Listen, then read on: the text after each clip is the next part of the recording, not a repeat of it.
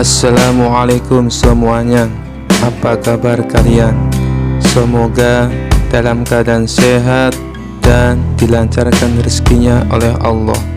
Amin ya robbal alamin. Suatu hari raja kembali merasa bosan dan ingin menghibur dirinya dengan bertanya kepada orang yang paling sering membuatnya bingung. Maka dipanggillah Abu Nawas ke istana. Setelah Abu Nawas tiba di hadapan raja, sang raja tersenyum penuh misteri.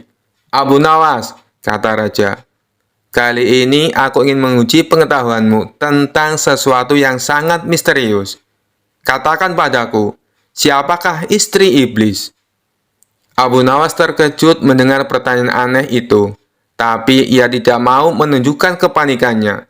Seperti biasa, ia tersenyum licik dan mulai berpikir cepat. "Hamba akan menjawab pertanyaan Baginda, tapi sebelum itu hamba perlu sedikit waktu untuk menyelidikinya," kata Abu Nawas. Raja yang penasaran dan senang dengan tipu daya Abu Nawas mengangguk setuju. "Baiklah, aku berikan waktu 3 hari, tapi ingat, jika kau tak bisa menjawabnya, kau akan dihukum." Abu Nawas pun pulang dengan otaknya yang cepat berputar. Dalam perjalanan pulang, ia melihat seorang wanita tua yang selalu cerewet di desanya. Wanita itu dikenal suka mengatur-ngatur orang dan membuat orang semua takut padanya. Lalu tiba-tiba ide cemerlang muncul di benak Abu Nawas. 3 hari kemudian, Abu Nawas kembali ke istana.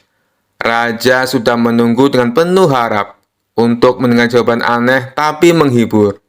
"Baiklah Abu Nawas, siapa istri iblis?" tanya raja dengan penuh antusias.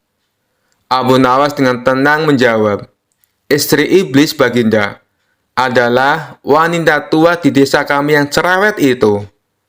Raja terkejut dan tertawa terbahak-bahak. "Bagaimana kau bisa tahu itu?" Abu Nawas menjawab dengan senyum bijaksana, "Karena Baginda, hanya seorang wanita cerewet yang bisa mengendalikan seorang iblis. Bahkan iblis sendiri pun takut padanya." Raja tertawa terpingkal-pingkal dan akhirnya mengampuni Abu Nawas. Kisah selanjutnya. Kala itu kota Baghdad mendadak gempar oleh kehadiran orang asing. Persoalannya bukan pada orangnya, melainkan orang asing tersebut tidak mempercayai adanya Tuhan. Bukan hanya itu, ia juga menantang orang-orang muslim berdebat mengenai adanya Tuhan. Kabar ini pun sampai ke telinga Baginda Raja. Karena dianggap bikin resah masyarakat, orang asing ini lalu dipanggil ke istana. "Apa tujuanmu membuat onar di negeri kami?" tanya Baginda Raja. Orang asing ini menjawab, "Untuk apa mengaku bertuhan kalau tidak bisa menjawab pertanyaanku?" Kemudian Baginda Raja bertanya kembali, "Apakah kamu tidak percaya adanya Tuhan?" Dengan tegas orang itu menjawab, "Tentu saja saya tidak percaya adanya Tuhan, dan saya juga tidak percaya adanya akhirat." Mendengar itu Baginda Raja sempat terkejut. "Tapi saya dan rakyatku percaya adanya Tuhan. Berarti keyakinan kita berbeda. Jadi jangan ganggu rakyatku," tegas Baginda Raja. "Kalau Paduka Raja percaya adanya Tuhan, bisakah Paduka menjawab 3 pertanyaanku?" tanya orang asing tersebut. "Silahkan," balas Baginda Raja. Pertanyaan pertama, orang Islam meyakini bahwa dunia dan seisinya adalah ciptaan Allah. Lalu, siapakah yang menciptakan Allah? Bukankah sesuatu yang ada pasti ada penciptanya? Pertanyaan yang kedua, katanya di dalam surga manusia tidak akan berak ataupun kencing, sedangkan mereka makan dan minum setiap hari.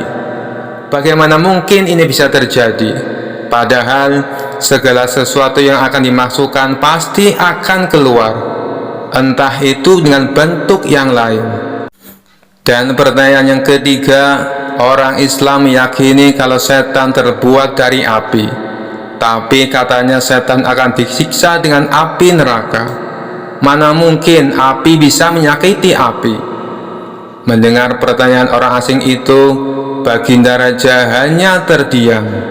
Bisa saja ia menjawab berdasarkan hadis dan Al-Quran, tapi karena yang dihadapi adalah orang yang tidak percaya Tuhan, maka dijawabnya harus dengan logika.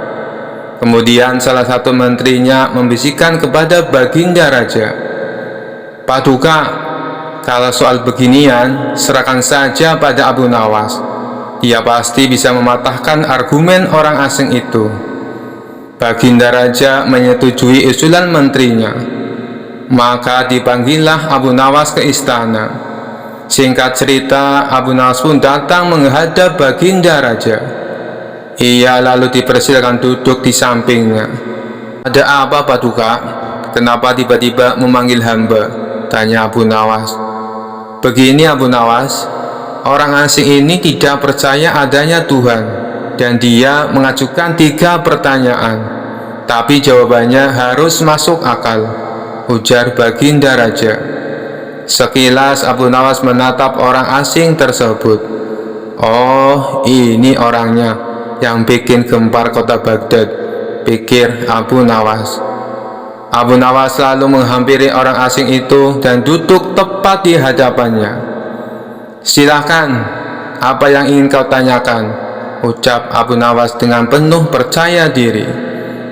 Orang asing tersebut memulai pertanyaannya. "Anda sebagai orang muslim tentu percaya bahwa segala sesuatu, baik yang terlihat maupun yang tidak terlihat, pasti ada yang menciptakan." "Iya, tentu saja, saya percaya," jawab Abu Nawas. "Sekarang saya mau bertanya, siapakah yang menciptakan alam semesta dan seisinya?" tanya orang asing itu. "Yang menciptakan alam semesta dan seisinya adalah Allah Tuhan saya," jawab Abu Nawas. "Oh, baiklah. Lalu siapakah yang menciptakan Allah? Bukankah tadi Anda mengakui bahwa segala sesuatu, baik yang terlihat maupun tidak terlihat, pasti ada yang menciptakan?" tanya orang asing itu kembali. Sejenak Abu Nawas terdiam. Ia pun lalu berkata, "Anda pasti tahu kalau kami selaku orang Islam mengakui hanya ada satu Tuhan. Kita istilahkan saja Tuhan dengan angka 1. Sekarang gantian aku yang bertanya.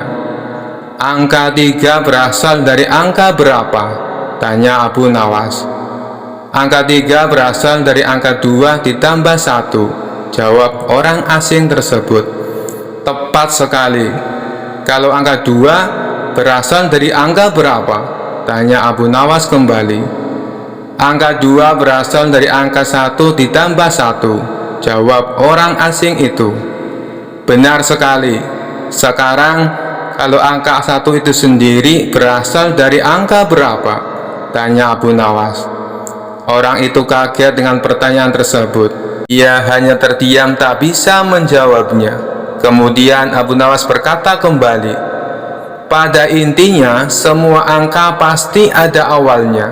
Entah itu angka 5, angka 4, ataupun angka 10. Dan angka-angka tersebut diibaratkan alam semesta ciptaan Allah.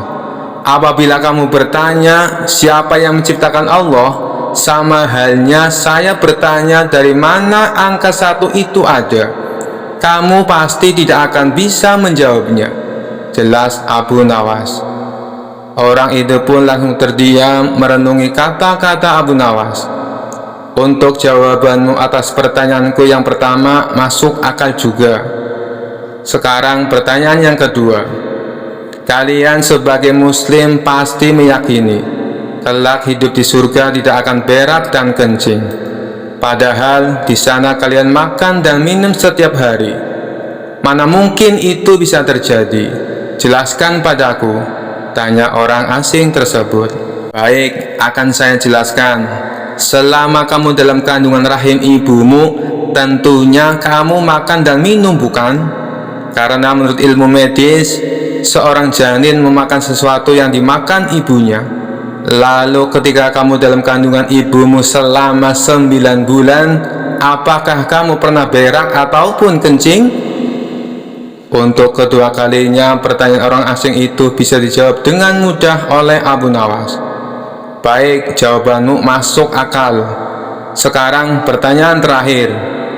Kalian sebagai muslim pasti meyakini kalau setan terbuat dari api dan neraka juga terbuat dari api. Tapi yang membuat saya heran, katanya setan akan disiksa dengan api neraka. Mana mungkin api bisa menyakiti api? Itu hal konyol yang pernah saya dengar, ujar orang asing tersebut. Bisakah kamu menjelaskannya? Tanyanya kemudian.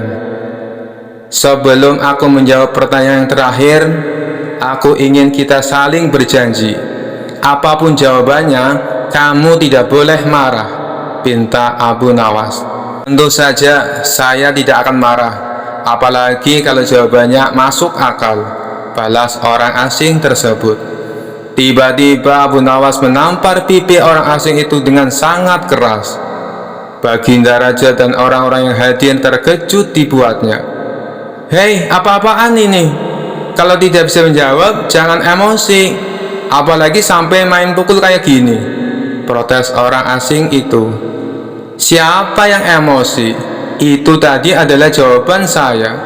Apakah tadi kamu merasakan sakit? Tanya Abu Nawas. Tentu saja saya sakit, jawab orang itu sambil memegang pipinya.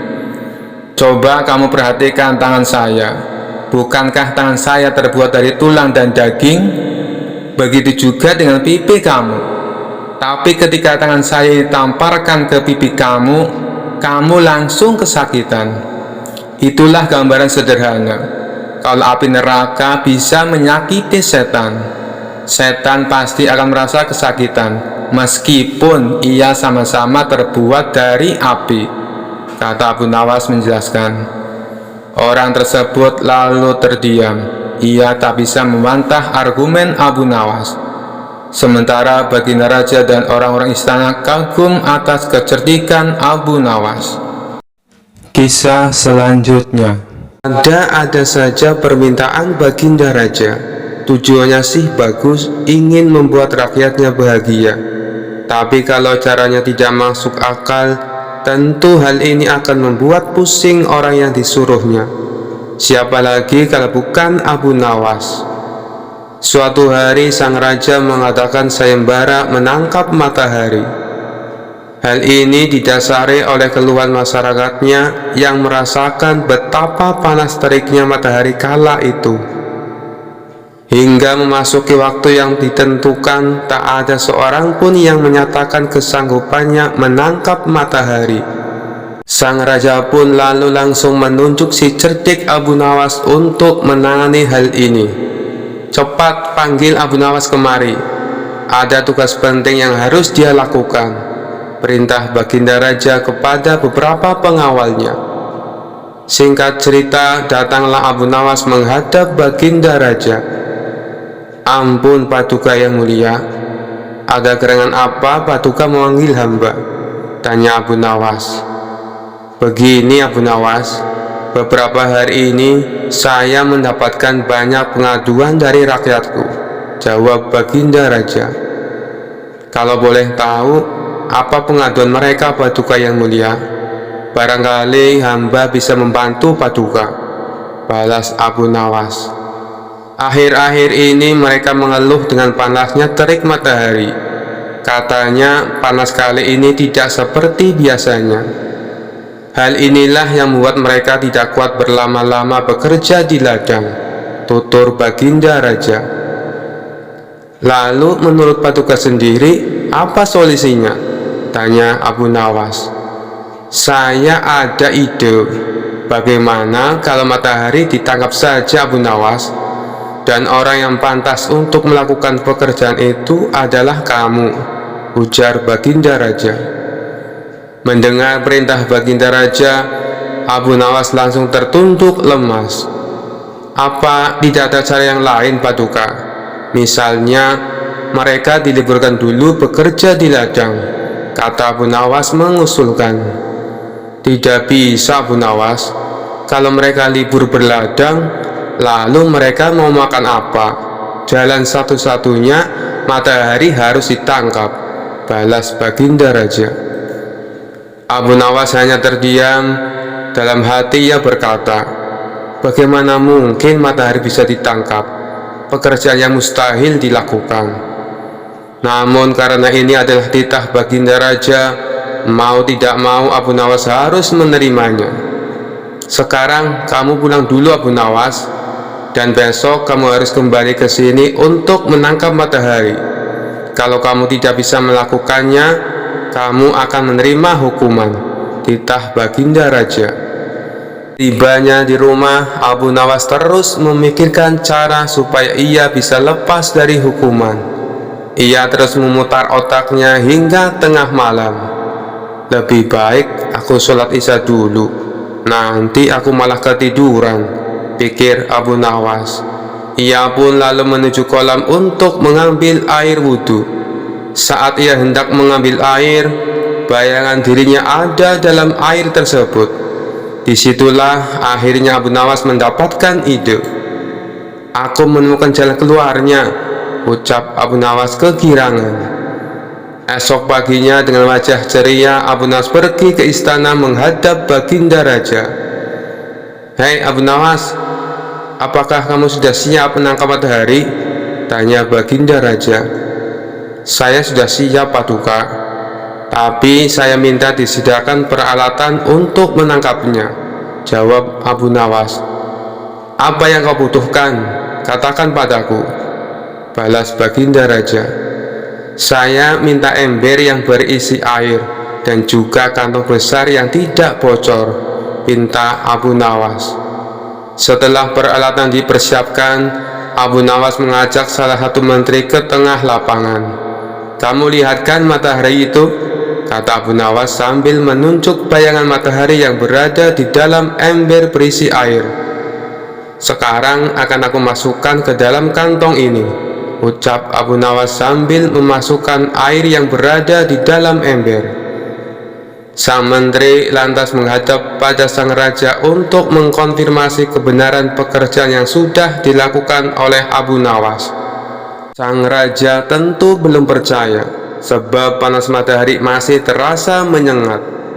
Baiklah, sekarang perintahkan pada Abu Nawas untuk membungkus matahari itu dan bawakan kepadaku, titah Baginda Raja pada menteri yang menghadapnya. Abu Nawas lalu menghampiri Baginda Raja dengan membawa kantong berisi air. Paduka yang mulia, mataharinya sudah aku bungkus dalam kantong ini, tutur Abu Nawas. Hei Abu Nawas, coba kamu lihat keluar, mataharinya masih ada, dan aku juga masih merasakan panasnya, sanggah Baginda Raja tak percaya. Benar yang mulia, tapi sesungguhnya itu matahari kedua, timpal Abu Nawas. Yang benar saja kamu, hanya ada satu matahari di dunia ini, sahut Baginda Raja. Paduka Raja memang benar. Jadi ketika matahari berhasil saya tangkap, dunia menjadi gelap gulita. Lalu Allah langsung menggantikannya dengan matahari yang baru, ujar Abu Nawas.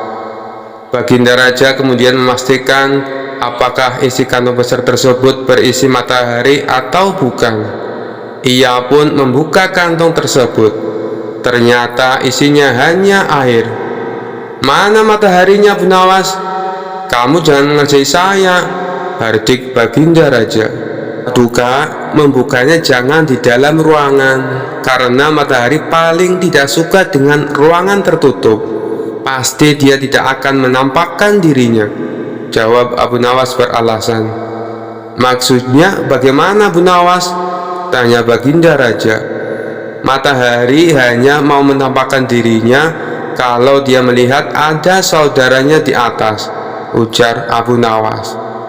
Lalu Abu Nawas mengajak Baginda Raja ke tengah lapangan dengan membawa kantong yang berisi air. Nih, saya buka kantongnya Baginda. Tuh kan ada mataharinya, tutur Abu Nawas sambil menunjukkan kepada Baginda Raja.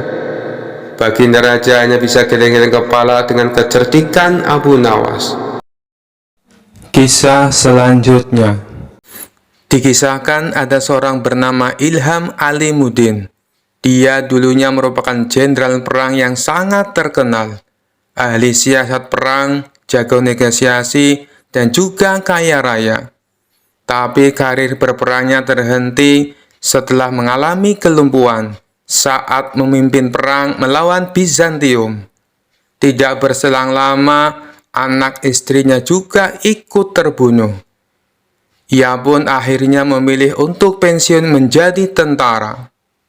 Sang jenderal ini hidup sendirian dengan kekayaannya yang berlimpah. Meskipun sudah tua dan menderita kelumpuhan, naluri menantang orang masih melekat dalam diri sang jenderal. Tapi kali ini bukan menantang adu kekuatan fisik, melainkan adu kekuatan pikiran. Tampaknya ia bukan hanya ingin dikenal sebagai jenderal perang, tetapi ia juga ingin dikenal sebagai tokoh paling cerdik dan pandai di kota Baghdad. Untuk itulah, dia tak segan-segan memberikan banyak hadiah bagi siapa saja yang bisa menjawab teka-tekinya. Sampai hari ini, sudah 100 orang yang lebih yang dia tantang. Namun tak satu pun dari mereka yang berhasil mengalahkannya.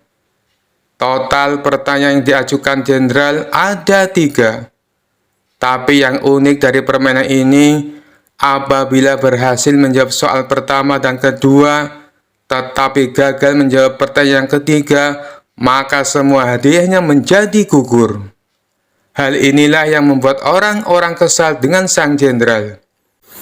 "Aku kesal dengan sang jenderal yang lumpuh itu," kata seseorang kepada kawannya. "Pertanyaan pertama dan kedua berhasil aku jawab dengan benar.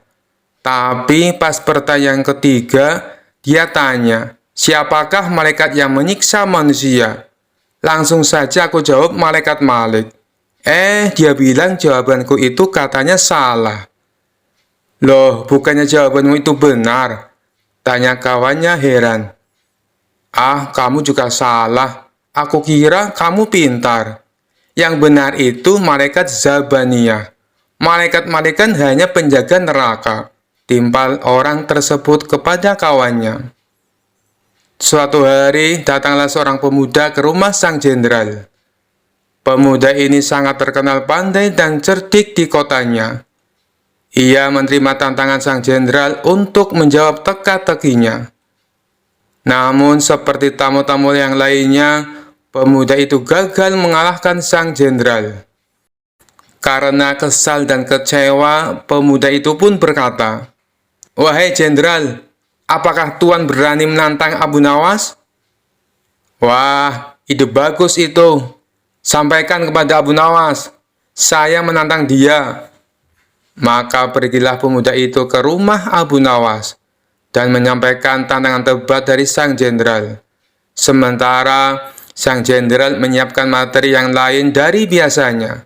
Bisa dibilang kali ini teka-tekinya sangat sulit dipecahkan.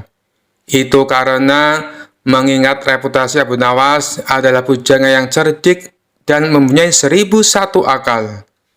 Oleh karenanya, sang jenderal sangat berhati-hati dan tidak sembarangan dalam membuat pertanyaan.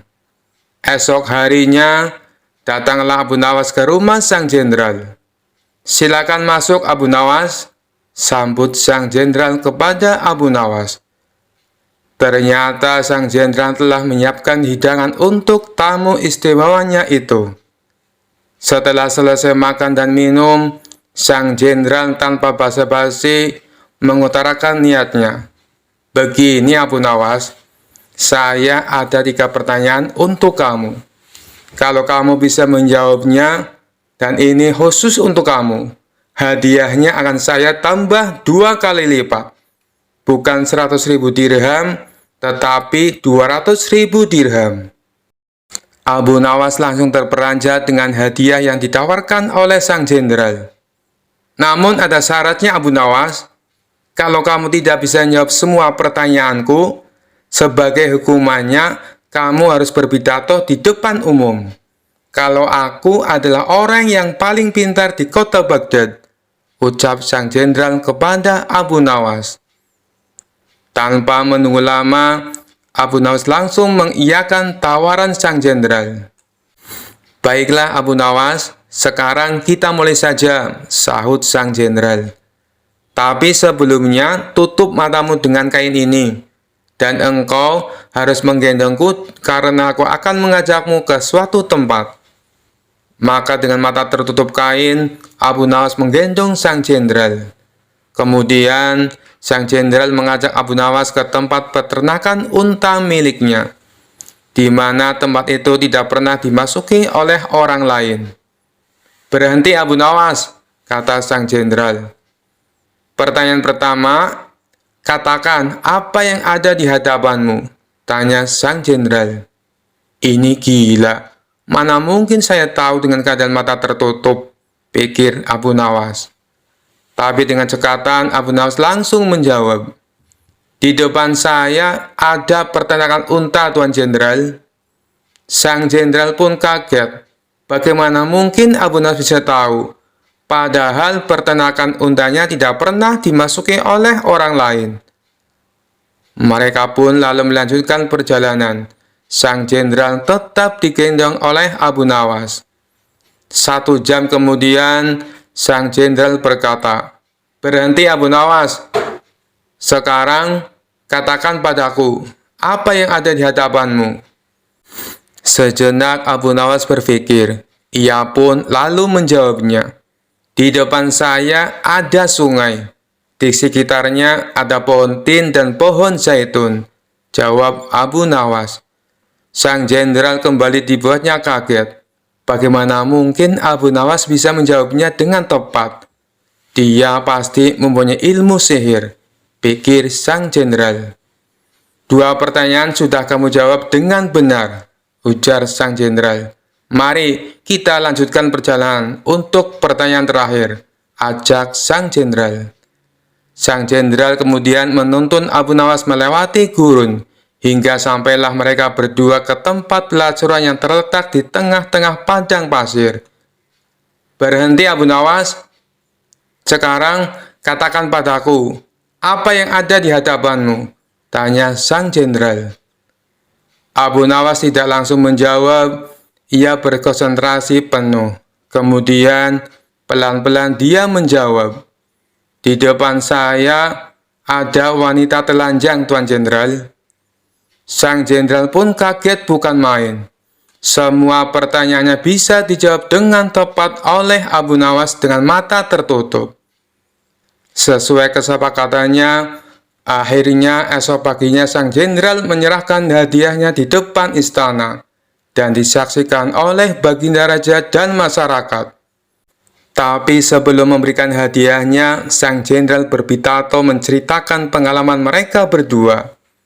"Wahai Abu Nawas, saya masih penasaran. Bagaimana kamu bisa menjawab semua pertanyaanku, sedangkan kedua matamu tertutup kain?" tanya sang jenderal. "Itu mudah saja, Tuan Jenderal," jawab Abu Nawas. "Ketika Tuan mengajukan pertanyaan pertama, kaki saya menginjak kotoran unta. Dari situlah saya menebak kalau saya berada di peternakan unta." Baginda Raja tersenyum mendengar jawaban Abu Nawas, sedangkan sang jenderal hanya bisa geleng-geleng kepala. Lalu dengan pertanyaan kedua, "Bagaimana kamu bisa menjawab dengan tepat?" tanya sang jenderal.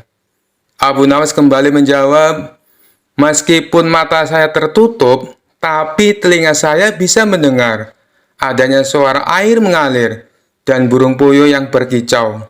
Burung puyuh hanya mau makan biji-bijian buah tin dan zaitun. Sedangkan pohon tin dan zaitun hanya tumbuh di pinggiran sungai." Lagi-lagi Baginda Raja tersenyum. Sang jenderal dibuatnya terperangah dengan jawaban Abu Nawas. "Baiklah, semua jawabanmu itu masuk akal. Tapi kenapa kamu juga bisa menebak dengan tepat atas pertanyaan yang ketiga?" tanya sang jenderal penasaran. Dengan entengnya Abu Nawas menjawab, Itu sangat mudah sekali, Tuan. Saat Tuan menyuruh saya berhenti, tiba-tiba saja saya merasakan ular Tuan bergerak-gerak di punggung saya. Nut-nutan, Tuan Jenderal, jawab Abu Nawas sambil menahan tawa. Dari situlah saya bisa mengetahui kalau di depan saya ada wanita telanjang. Spontan saja Baginda Raja ikut tertawa terpingkal-pingkal mendengarnya. Sedangkan sang jenderal hanya bisa tersenyum kecut menahan rasa malu. Kisah selanjutnya. Kisah ini bermula ketika Abu Nawas sedang nongkrong di warung bersama kawan-kawannya. Salah satu kawannya lalu bertanya, "Hei Abu Nawas, menurutmu apakah makan pada siang hari bisa membatalkan puasa?" Abu Nawas menjawab, "Masa kayak gitu saja kalian tidak tahu? Tentu saja puasanya batal." "Oh begitu ya. Begini Abu Nawas, kamu kan terkenal cerdik. Adakah makanan yang bila dimakan tidak membatalkan puasa?" tanya kawan lainnya. "Ada, yaitu makanan asli langsung dari surga. Kalian bebas memakannya sampai kenyang," jawab Abu Nawas. "Itu sih mustahil Abu Nawas. Yang saya tanyakan makanan di dunia," timpal kawannya. "Tentu saja ada, yaitu ayam bakar dan sop kambing. Tapi ada syaratnya, kalian memakannya saat dalam mimpi," balas Abu Nawas. Seketika mereka semua tertawa terpingkal-pingkal. Rupanya saat Abu Nawas berkata demikian, terdengar oleh salah satu menteri istana yang kebetulan melintas di tempat itu. Ia pun segera melaporkannya kepada Baginda Raja. "Paduka yang mulia, Abu Nawas telah berfatwa yang melanggar syarat Islam," kata sang menteri memberitahu. "Apa yang dia katakan?" tanya Baginda Raja. "Dia bilang makan saat di siang hari di bulan puasa tidak membatalkan puasa," lapor sang menteri. "Kurang ajar Abu Nawas, dia berani mempermainkan hukum agama Islam," geram Baginda Raja. Ternyata sang menteri telah salah paham karena yang ia dengar tidak seutuhnya. "Paduka yang mulia, saya punya cara untuk membuktikan kesesatan Abu Nawas. Dengan begitu, Paduka bisa langsung menghukumnya," kata sang menteri. "Oh ya, memangnya apa rencanamu?" tanya Baginda Raja. "Saya akan pura-pura mati dan suruh Abu Nawas untuk sholat jenazah. Biasanya orang yang beraliran sesat sholatnya pasti berbeda dengan ajaran agama Islam," ujar sang menteri. "Baik, saya setuju," sahut Baginda Raja. Pada keesokan harinya, rencana pun disusun dengan matang. Lalu dipanggillah Abu Nawas ke istana. Beberapa pengawal istana lalu mendatangi rumahnya. "Tuan Abu, Anda diperintah datang ke istana," kata salah satu pengawal. "Ada kepentingan apa?" tanya Abu Nawas. "Tuan Menteri meninggal dunia dan Tuan Abu disuruh datang untuk melayat," jawab si pengawal. "Meninggal dunia? Kalau tidak salah, kemarin saya lihat dia melintas di depan warung. Saat itu saya sedang ngobrol dengan kawan-kawanku, jadi saya tidak terlalu menghiraukannya. Ajal manusia memang tidak ada yang tahu," ujar Abu Nawas. "Benar Tuan Abu, saya sendiri juga heran. Padahal kemarin saya lihat dia melaporkan Tuan Abu kepada Baginda Raja karena dianggap beraliran sesat. Tapi sehari setelahnya dia ternyata meninggal dunia," timpal si pengawal. "Sesat? Sesat bagaimana maksudnya?" tanya Abu Nawas terkejut. "Tuan Menteri bilang kalau Tuan Abu menghalalkan makan di siang hari saat bulan puasa," kata si pengawal memberitahu. "Ya sudahlah, orangnya juga sudah mati. Ayo kita ke sana sekarang," ajak Abu Nawas. Singkat cerita, sampailah Abu Nawas ke istana. Ketika ia memasuki aula kerajaan, terlihat sosok jenazah di dalam keranda. Tapi yang membuat Abu Nawas curiga, kenapa kerabat keluarga sang menteri tidak ada yang hadir, terutama istri dan anak-anaknya. Kemudian Baginda Raja menyuruh Abu Nawas untuk segera menyolati jenazah sang menteri. "Mari Paduka, kita sholat bersama-sama," ajak Abu Nawas. "Kamu saja, aku sudah mensolatinya," tolak Baginda Raja. Ini tidak seperti biasanya. Padahal setiap kali ada pejabat istana yang meninggal dunia, Baginda Raja pasti sholat jenazah bersamaku, kata Abu Nawas dalam hati. Hal ini membuatnya semakin bertambah curiga. Pasti ada sesuatu yang tidak beres, pikir Abu Nawas. Akhirnya Abu Nawas pun sholat jenazah sendirian. Dan tiba-tiba saat ia sholat jenazah, Abu Nawas menambahkan ruku dan sujud. Setelah selesai menjalani sholat jenazah, Baginda Raja pun kemudian berkata, "Hei Abu Nawas, kenapa kau menambah ruku dan sujud? Itu menyalahi aturan agama." Dengan entengnya Abu Nawas membalas, "Saya tahu Paduka, tapi dosa menteri ini sangat banyak. Dosanya tidak akan terampuni kalau cara sholat jenazahnya biasa saja. Coba Paduka Raja pikirkan, dia telah memfitnah saya beraliran sesat, padahal dia tidak mendengarnya secara utuh." Kemudian Abu Nawas menjelaskan duduk permasalahan yang sebenarnya. Mendengar hal itu, Tuan Menteri yang berpura-pura mati langsung bangkit berdiri. "Kurang ajar kau Abu Nawas, justru kamu yang dosanya sangat banyak," bentak Tuan Menteri tak terima. "Lihatlah Paduka, jenazahnya hidup kembali," teriak Abu Nawas sambil berlari berpura-pura ketakutan. Sementara Baginda Raja spontan tertawa terpingkal-pingkal dengan ulah Abu Nawas ini. Kisah selanjutnya diceritakan ada seorang musafir datang ke istana menemui Baginda Raja. Ia mengaku punya sebuah teka-teki yang tidak pernah terpecahkan oleh siapapun. Baginda Raja yang memang suka dengan permainan tersebut meminta si musafir untuk menunjukkan teka-tekinya. "Apakah teka-tekimu berupa pertanyaan?" tanya Baginda Raja. "Bukan Paduka yang mulia," jawab si musafir. "Baiklah, coba tunjukkan padaku. Barangkali aku bisa menebaknya," balas Baginda Raja. Kemudian si musafir membuat garis lingkaran dengan menggunakan tongkatnya. "Silahkan Paduka," jawab si musafir. "Apa yang harus aku jawab? Bukankah itu hanya sebuah lingkaran?" tanya Baginda Raja bingung. "Jawabannya bukan dengan kata-kata Paduka, tapi Paduka harus membuat garis di antara lingkaran itu," jelas si pemuda. Mendengar hal itu, Baginda Raja bertambah bingung. Akhirnya Baginda Raja mengundang para pejabat istana dan seluruh orang terbelajar untuk menjawab teka-teki yang aneh itu. Akan tetapi mereka semua tidak ada yang bisa menebaknya.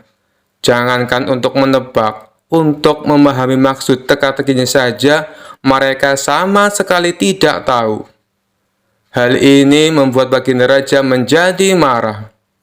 "Jika kalian tidak dapat menjawab teka-teki orang ini, maka aku akan berikan seluruh kekayaan kalian kepadanya," ancam Baginda Raja. Seluruh pejabat istana dan orang-orang terbelajar pun mulai gelisah. Lalu mereka meminta waktu 24 jam untuk memahami teka-teki tersebut.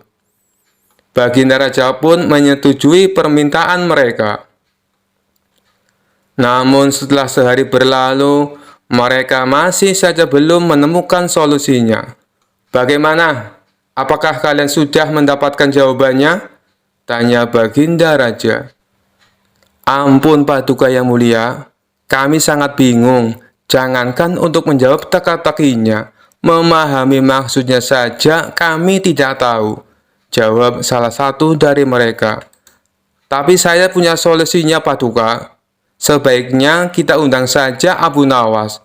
Saya kira tidak ada seorang pun kecuali dia yang dapat memberikan jawaban dengan tepat untuk teka-teki seperti ini," Kata mereka melanjutkan, "Baiklah, sekarang kalian cari Abu Nawas dan bawa dia ke sini," perintah Baginda Raja. Maka mereka pun pergi ke rumah Abu Nawas untuk meminta pertolongan. Di depan Abu Nawas, para pejabat istana ini mengadukan permasalahan yang dihadapinya. "Tolonglah kami Abu Nawas. Kalau sampai teka-teki ini tidak terjawab, seluruh harta kekayaan kami akan diberikan kepada orang musafir itu," pinta mereka. "Kalau aku bisa menjawabnya, apa yang akan aku dapatkan?" tanya Abu Nawas. "Kami akan memberikanmu keledai yang bagus. Nanti kami akan mengajakmu ke pasar hewan. Kamu boleh pilih keledai mana yang kamu sukai," jawab mereka. Mengetahui hadiah yang akan didapatkan, Abu Nawas seketika menjadi semangat. "Ayo, kita ke istana sekarang," ajak Abu Nawas. Mereka pun lalu berangkat bersama-sama. Sesampainya di sana, Abu Nawas langsung menghampiri si musafir. "Tunjukkan padaku teka-tekimu. Aku siap menjawabnya," pinta Abu Nawas. Orang musafir itu segera membuat garis lingkaran dengan tongkatnya. Kemudian menatap Abu Nawas. Tanpa ragu-ragu, Abu Nawas menarik sebuah garis di tengah-tengah lingkaran dan membelahnya menjadi dua. Lalu si musafir membuat garis lingkaran lainnya. Kali ini, Abu Nawas menjawabnya dengan membuat garis dan membelahnya menjadi 4 bagian sama rata. Kemudian Abu Nawas berkata kepada si musafir sambil menunjukkan satu bagian. "Satu bagian ini adalah tanah, dan 3 bagian lainnya adalah air." Mendengar perkataan tersebut, musafir itu tahu bahwa Abu Nawas memahami maksudnya. Ia pun memuji kecerdasan Abu Nawas di hadapan Baginda Raja dan para menteri di istana. Akan tetapi, tidak berhenti sampai di situ. Si musafir meletakkan punggung tangannya di atas lantai. Dengan jari-jarinya menunjuk ke arah langit. Abu Nawas pun melakukan sebaliknya. Ia meletakkan jari-jarinya ke tanah dan punggung tangannya di atas. Untuk kedua kalinya si musafir memuji Abu Nawas. Lalu ia berkata kepada Baginda Raja, "Paduka Raja harusnya bangga memiliki orang pandai seperti dia." Baginda Raja menjawab, "Aku sungguh bingung dan tidak tahu maksudnya dengan teka-teki yang kau berikan dan jawaban yang Abu Nawas berikan." Kemudian si musafir menjelaskan, "Begini Paduka yang mulia, aku menggambar sebuah lingkaran. Maksudku adalah menunjukkan bahwa bumi adalah bulat." Abu Nawas lalu menjawabnya dengan membelah garis lingkaran itu menjadi 2 bagian. Dia hendak menunjukkan padaku bahwa dia juga percaya bahwa bumi itu memang bulat. Makanya dia membelahnya menjadi 2 bagian untuk menunjukkan arah utara dan selatan. Dan garis lingkaran yang aku buat kedua kalinya, Abu Nawas lalu membelahnya menjadi 4 bagian. Dia juga mengatakan padaku, 1 bagian adalah tanah dan 3 bagiannya adalah air.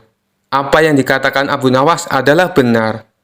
Dan sewaktu saya meletakkan punggung tangan di atas lantai dengan jari-jarinya menunjukkan arah langit, maksudku adalah untuk menunjukkan pertanyaan tentang tanaman yang tumbuh dan bagaimana tanaman itu bisa tumbuh. Lalu dijawab oleh Abu Nawas, dia meletakkan jari-jarinya menghadap ke bawah lantai dengan punggung tangannya di atas. Maksudnya adalah dia ingin menunjukkan bahwa jawabannya adalah hujan dan sinar matahari. Setelah mendengar penjelasan tersebut, Baginda Raja tak habis pikir. "Seumur-umur aku baru tahu teka-teki itu. Ini sangat membingungkan tapi penuh makna, dan sama sekali tak terpikirkan olehku. Hanya orang-orang tertentu saja yang bisa menjawabnya," ujar Baginda Raja. "Oleh karena itulah, Paduka semestinya bangga. Di negeri Paduka ada orang cerdas seperti Abu Nawas," timpal si musafir. Karena salut dengan kecerdasan Abu Nawas, Baginda Raja memberinya hadiah berupa pundi-pundi uang. Sementara para pejabat istana yang terselamatkan oleh Abu Nawas mengucapkan terima kasih dan membelikannya seekor keledai. Kisah selanjutnya. Tidak seperti biasanya, di istana Raja Harun al-Rasyid terlihat ramai banyak tamu berkumpul. Ternyata ada pertemuan para ulama bersama baginda raja. Setelah selesai membicarakan berbagai masalah agama dan negara, di sela-sela waktu santainya, sang raja melontarkan pertanyaan kepada para ulama. Adakah di antara kalian yang tahu kira-kira Allah sedang apa sekarang? Tentu saja pertanyaan itu tak lazim, namun memang begitulah karakter baginda raja. Apakah Paduka tidak mempercayai keberadaan Allah? Tanya balik salah satu dari mereka. Saya sangat percaya adanya Allah, dan saya percaya Allah maha segala-galanya, menguasai segala alam semesta dan alam akhirat. Yang saya tanyakan, kira-kira Allah sedang apa sekarang? Para ulama saling berpandangan satu sama lain. Mereka bingung harus menjawab apa. Tidak elok rasanya baginda bertanya seperti itu. Jangan samakan zat Allah dengan manusia, ujar mereka. Sudah saya katakan, saya tidak menyamakan zat Allah dengan apapun, apalagi dengan manusia. Saya hanya ingin tahu, kira-kira saat ini Allah sedang apa? Kalau kalian tidak tahu, bilang saja tidak tahu, balas sang raja. Sejenak suasana menjadi hening. Lalu baginda raja teringat dengan sosok Abu Nawas. Mungkinkah Abu Nawas bisa menjawab pertanyaanku ini? Ucap baginda raja dalam hati. Kemudian baginda raja menyuruh para pengawal untuk segera memanggil Abu Nawas ke istana. Berangkatlah beberapa pengawal pergi menuju rumah Abu Nawas. Setibanya di sana, ternyata Abu Nawas tidak ada di rumah. Sang istri memberitahu kalau Abu Nawas sedang minum kopi di warung. Para pengawal istana pun segera menuju ke sana. Sementara Abu Nawas yang sedang asik kumpul bareng temannya di warung ditanya oleh salah satu kawannya, "Hei Abu Nawas, kemarin dapat proyek apa dari baginda raja? Pastinya baginda raja memberimu banyak hadiah." "Tidak ada," jawab Abu Nawas singkat.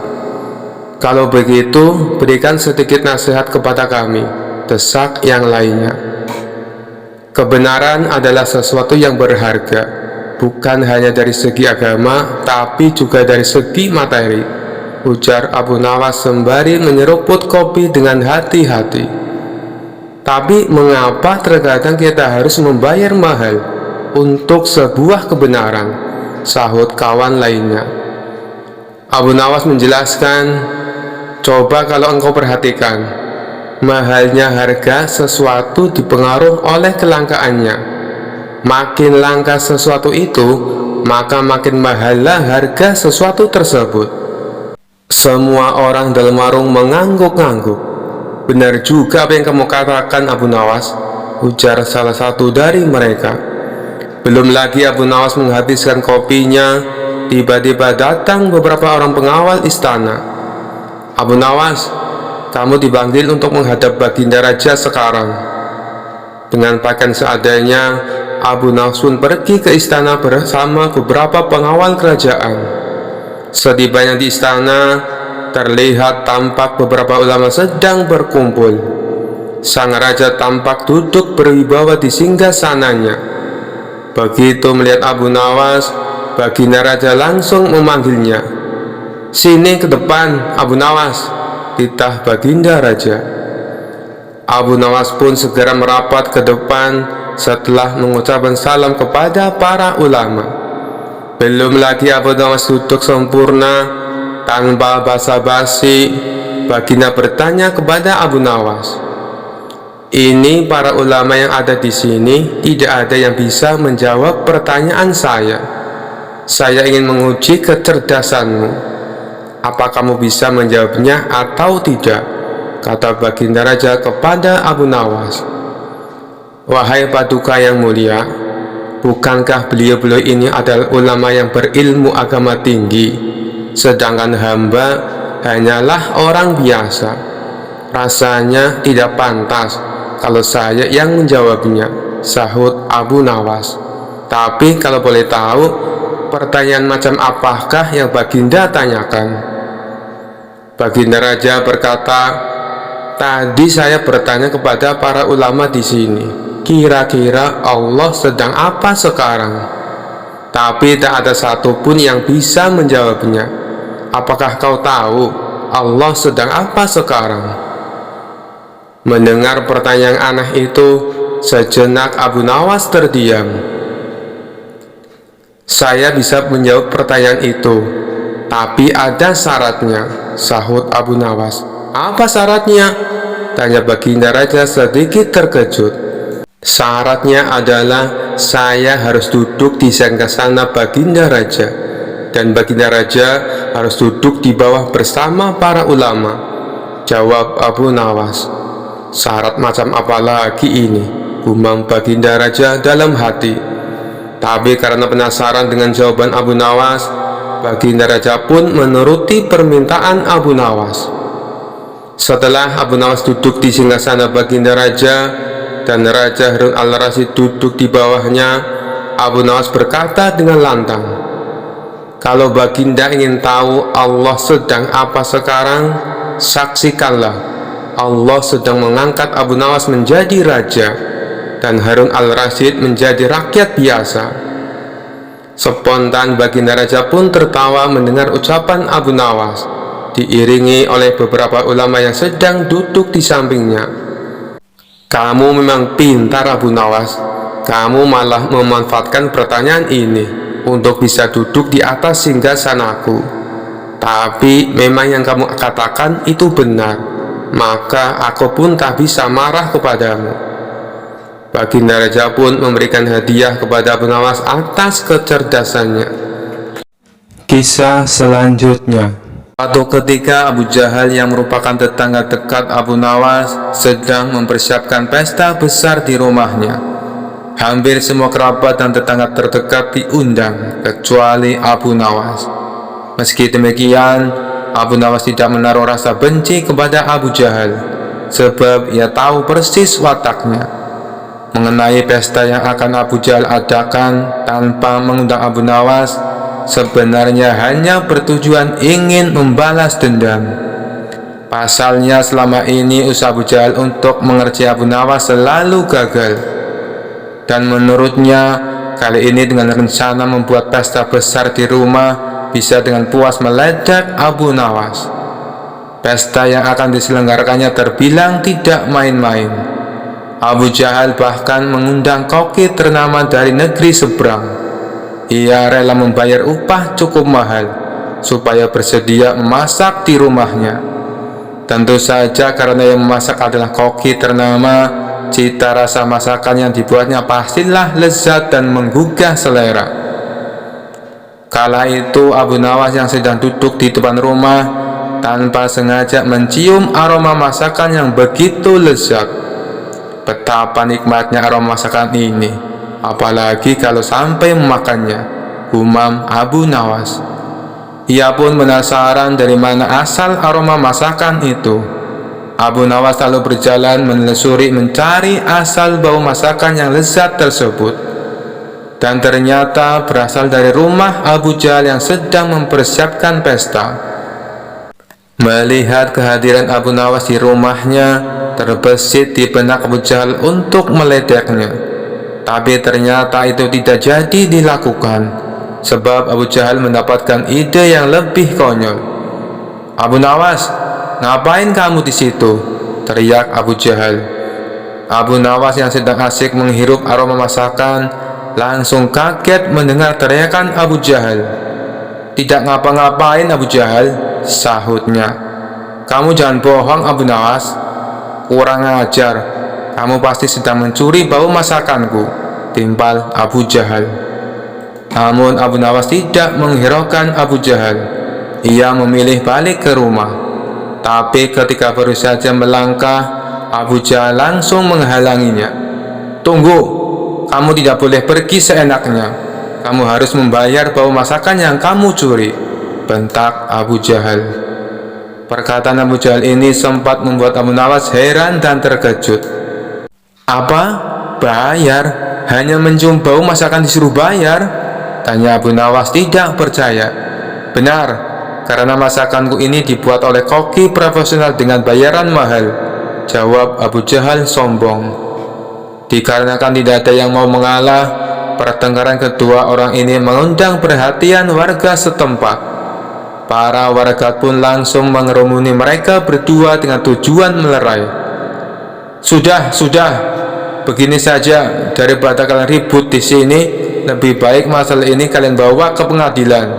Biar Tuan Hakim yang menentukan siapa yang benar dan siapa yang salah. Saran dari salah seorang warga. Baik, saya tidak takut. Ayo kita ke rumah Tuan Hakim, tantang Abu Jahal. Maka keduanya pun diantar warga pergi menuju rumah Tuan Hakim. Ada masalah apa ini? Tanya Tuan Hakim. Abu Nawas lalu menceritakan secara detail kronologi masalah yang dialami. Masa sih hanya mencium bau masakan disuruh bayar Tuan Hakim? Ini kan aneh, kata Abu Nawas heran. Abu Jahal tidak mau kalah berargumen. Tuan Hakim, bila seseorang mengambil sesuatu milik orang lain, sedangkan orang lain itu tidak ikhlas, bukankah itu namanya mencuri? Tanya Abu Jahal. Benar, orang tersebut bersalah dan bisa dituntut hukuman, jawab Tuan Hakim. Nah, begitu juga dengan hamba Tuan Hakim. Di rumah hamba sedang memasak makanan lezat, dan Abu Nawas ini telah menghirup aroma masakan yang berasal dari rumah hamba, sedangkan hamba tidak ikhlas Tuan Hakim. Bukankah itu termasuk perbuatan mencuri? Tanya Abu Jahal lagi. Oleh karena itu hamba menuntut supaya Abu Nawas membayarnya, kata Abu Jahal melanjutkan. Ada benarnya ucapan Abu Jahal, tapi masa iya hanya gara-gara mencium masakan harus disuruh bayar, pikir Tuan Hakim. Sementara Abu Nawas melihat gelagat Tuan Hakim yang tampak kebingungan menangani masalah ini. Abu Nawas tahu kalau Tuan Hakim adalah orang yang bijak, tapi karena pintarnya Abu Jahal dalam mengolah kata, membuat Tuan Hakim jadi kebingungan. Begini saja Tuan Hakim, hamba mengaku bersalah dan hamba bersedia membayar, ujar Abu Nawas. Tapi Abu Nawas, apa kamu yakin? Tanya Tuan Hakim merasa tidak tega. Ya Tuan Hakim, hamba tidak keberatan, jawab Abu Nawas. Baiklah Abu Jahal, berapa Abu Nawas harus membayarmu? Tanya Tuan Hakim. 100 dinar Tuan Hakim, jawab Abu Jahal. 100 dinar? Yang benar saja kamu, tanya Tuan Hakim terkejut. Hamba serius Tuan Hakim, masakan yang baunya dicium Abu Nawas itu hidangan yang mahal. Belum lagi koki yang masak sengaja didatangkan dari negeri seberang. Bayarannya sangat mahal. Jadi wajar kalau hamba menuntut ganti rugi 100 dinar, balas Abu Jahal. Bagaimana Abu Nawas? Apakah kamu bersedia? Tanya Tuan Hakim kepada Abu Nawas. Dengan tersenyum Abu Nawas menjawab, hamba bersedia Tuan Hakim, tapi hamba minta izin pulang ke rumah untuk mengambil uang 100 dinar, pinta Abu Nawas. Abu Nawas lalu dipersilakan pulang untuk mengambil uangnya. Kena kau Abu Nawas, kali ini aku berhasil mengerjaimu dan aku juga mendapatkan uang 100 dinar, kata Abu Jahal dalam hati penuh kegirangan. Tidak berapa lama kemudian Abu Nawas kembali dengan membawa uang 100 dinar. Tuan Hakim, kantong yang hamba bawa ini isinya koin emas berisi 100 dinar. Tapi sebelumnya hamba ingin memperlihatkan kepada Tuan Hakim supaya benar-benar percaya kalau uang di dalam kantong ini berjumlah 100 dinar, tutur Abu Nawas. Abu Nawas lalu memberikan kantongnya kepada Tuan Hakim dan disuruh menghitung jumlahnya. Setelah selesai menghitung, Tuan Hakim pun mengembalikan kepada Abu Nawas. Benar Abu Nawas, uangnya berjumlah 100 dinar, ucap Tuan Hakim. Kemudian Abu Nawas menggoyang-goyangkan kantong tersebut hingga terdengar suara gemerincing kepingan uang yang berasal dari kantong miliknya. "Hai Abu Jahal, apakah kau mendengar suara kepingan uang ini?" tanya Abu Nawas. "Ya, aku mendengarnya. Sini, berikan uangnya padaku," pinta Abu Jahal tidak sabar. "Bukannya barusan aku sudah memberimu, kenapa malah minta uang ini?" ujar Abu Nawas. "Mana, sepeser pun aku belum menerimanya," protes Abu Jahal. Agar keributan tidak terjadi lagi, Tuan Hakim lalu menengahi. "Maksudnya bagaimana Abu Nawas? Aku tidak mengerti," tanya Tuan Hakim. "Begini Tuan Hakim, yang hamba curikan bau masakan, bukan masakannya. Jadi hamba membayarnya pakai suara duitnya saja, bukan duitnya," kata Abu Nawas menjelaskan. Mendengar itu, Tuan Hakim pun manggut-manggut membenarkan ucapan Abu Nawas. "Bagaimana Abu Jahal? Apakah kau keberatan?" tanya Tuan Hakim. Abu Jahal hanya terdiam. Ia tidak menyangka Abu Nawas bisa sampai secerdik itu. Dia pun kecewa karena gagal mendapatkan uang 100 dinar. "Baiklah, aku rasa kasus ini sudah selesai dan ditutup," pungkas Tuan Hakim. Lagi-lagi Abu Jahal kalah oleh Abu Nawas. Sekian dulu perjumpaan kita kali ini. Sampai bertemu lagi di kisah-kisah selanjutnya. Terima kasih yang sudah subscribe dan setia menonton channel ini. Wassalamualaikum warahmatullahi wabarakatuh.